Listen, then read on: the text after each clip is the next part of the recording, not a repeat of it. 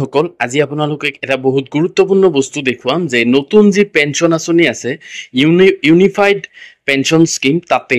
Lump sum payment অৰ্থাৎ এজন কৰ্মচাৰী ৰিটায়াৰমেন্ট হোৱাৰ পিছত তেওঁ লামসাম পেমেন্ট লগতে গ্ৰেচুইটি কিমান পাব তাৰ এটা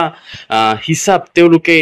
দিছিলে তো সেইমতে এজন কৰ্মচাৰীয়ে কিমান দিন কাম কৰিলে কিমান টকা পাব সবিহে আপোনালোকক এইটো ভিডিঅ'ত মই জনাম তো আপোনালোকে শেষলৈকে ভিডিঅ'টো চাব ভালকে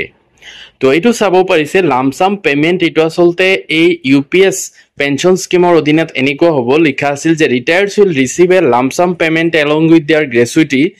at the time of superannuation. This payment will be equal to 1/10 of the monthly emoluments pay plus DA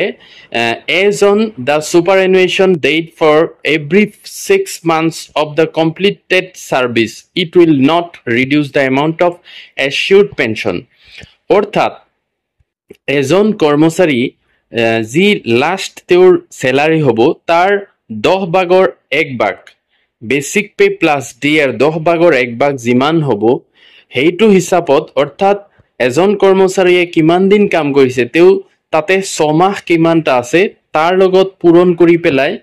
এই লামসাম পেমেন্ট লগতে গ্ৰেচুইটি ক্যালকুলেশন কৰা হ'ব তো মই ইয়াত আপোনালোকক দেখাই আছো কেনেকৈ ক্যালকুলেশনটো কৰিব আৰু আপুনি কিমান দিন কাম কৰাৰ পিছত কিমান টকা এই লামসাম পেমেন্ট হিচাপে পাব আৰু এটা কথা মনত ৰাখিব যে এনপিএস আৰু ইউপিএছৰ মাজত এই লামসাম পেমেন্ট বা আৰু গ্ৰেচুইটি এই যেটো ইউপিএছত পোৱা যাব আৰু এনপিএছত এই দুটাৰ মাজত কিন্তু বহুত পাৰ্থক্য থাকিব যেহেতু এনপিএছৰ অধীনত যিজন কৰ্মচাৰীয়ে কাম কৰিব তেওঁ ৰিটায়াৰ হোৱাৰ পিছত তেওঁৰ যিখিনি পইচা জমা থব তাৰ 60% তেওঁ যেহেতু উঠাই ল'ব পাৰিব সেই সিস্টেমটো হয়তো ইউপিএছত নাথাকিব আৰু ইউপিএছত এই লামসাম পেমেন্টৰ লগতে গ্ৰেচুইটি হিচাপে কিমান টকা পাব হেতু হিচাপটো এনেকুৱা ধৰণৰ ধৰক কৰ্মচাৰী এজনৰ যদি যেতিয়া ৰিটায়াৰ হ'ব তেতিয়া বেসিক পে প্লাস ডিএ ধৰি লৈছো 60000 ধৰক ইয়াতকৈ বেছি হ'ব পাৰে যদি 60000 হয় তেতিয়া তেওঁৰ যেটো গ্ৰেচুইটি এমাউন্ট হ'ব হেতু হ'ব এনেকুৱা যে 10 ভাগৰ 1 পূৰণ 60000 অৰ্থাৎ এমাউন্ট হ'ব 6000 তো এজন কৰ্মচাৰীয়ে ধৰক এই গ্ৰেচুইটিৰ এমাউন্টটো আসলতে 6000 হ'ব আৰু এজন কৰ্মচাৰী যদি 25 বছৰ চাকৰি কৰে তেতিয়া হলে তেওঁৰ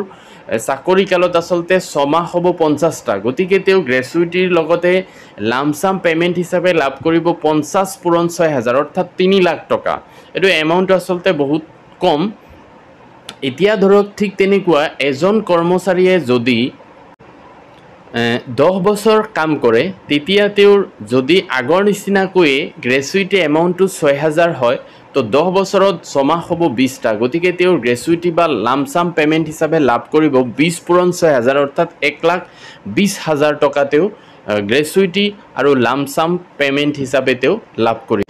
এজন কৰ্মচাৰীয়ে যদি 15 বছৰ কাল চাকৰি কৰে তেতিয়া তেওঁ গ্ৰেচুইটি বা লামসাম পেমেন্ট হিচাপে লাভ কৰিব যেহেতু 15 বছৰত 6 মাহ 30টা গতিকে 30 পূৰণ 6